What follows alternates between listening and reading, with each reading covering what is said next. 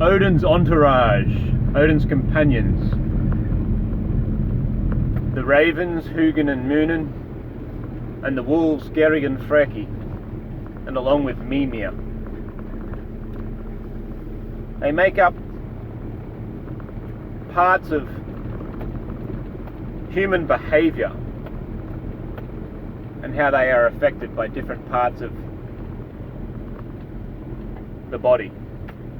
The ravens being parts of the mind, and the wolves being part of the gut or the visceral influence on behaviour.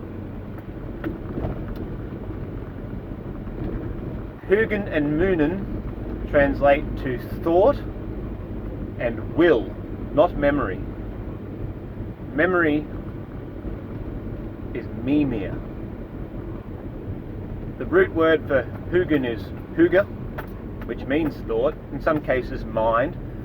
But if Odin also means mind, and we're looking at parts within Odin, parts within the mind, we have Huginn being the thought component, the logical component.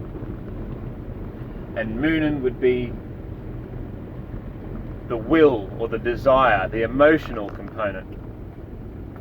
Both making up a psychological factor and influence in our human behaviour. In older stories we'd have Odin, Vili and Ve.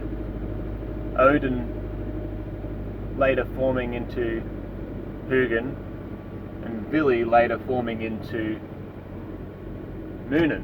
Vili being will, and then Ve meaning shrine or shroud becomes Mimir, which is memory. When it comes to the wolves then, we have Geri and Freki, mostly translated as greedy. And from what I understand of the root words for Geri and Freki, Geri is greed, or greedy, without a doubt. But Freki can sometimes be translated as ravenous. And on the surface level, I guess you could say that being greedy and being ravenous is the same thing. But what I've got out of meditating on Geri and Freki and what it might mean is understanding what is the difference between being greedy and being ravenous. First of all, we must understand, what does greed and ravenous have in common? If we were to have a greedy pig and a hungry wolf, a greedy pig and a ravenous wolf, what might they do that looks the same? Well, they might be both eating in a frenzy. But what's the difference? The pig would be seen more as a glutton, overconsumption, a frenzied hunger beyond its means and needs. Whereas the ravenous wolf might be viewed more as starving, or having gone without for so long, therefore he is extremely hungry. And to me, this is what Geri and Freki represent, the difference between want and need. It's a balancing example for us to remember.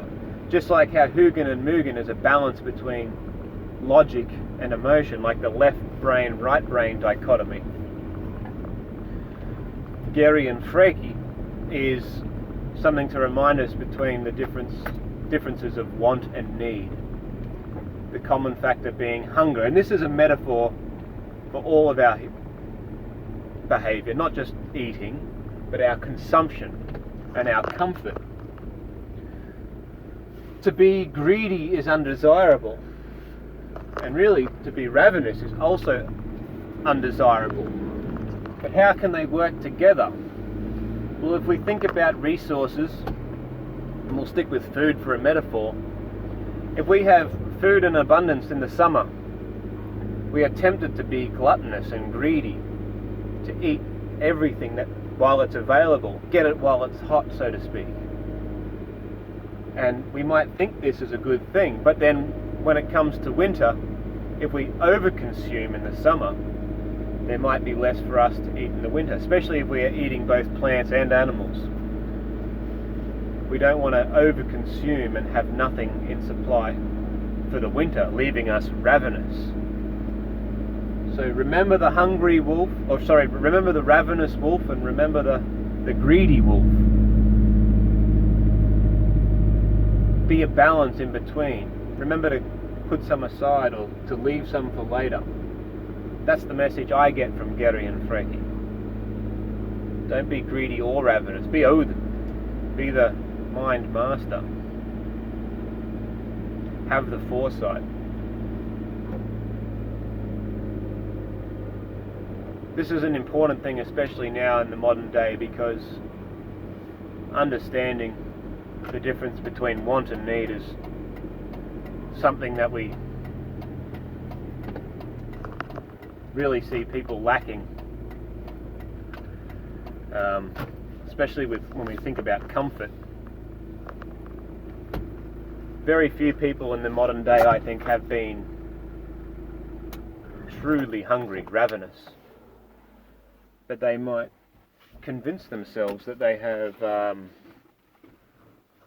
hunger just when luxuries are taken away.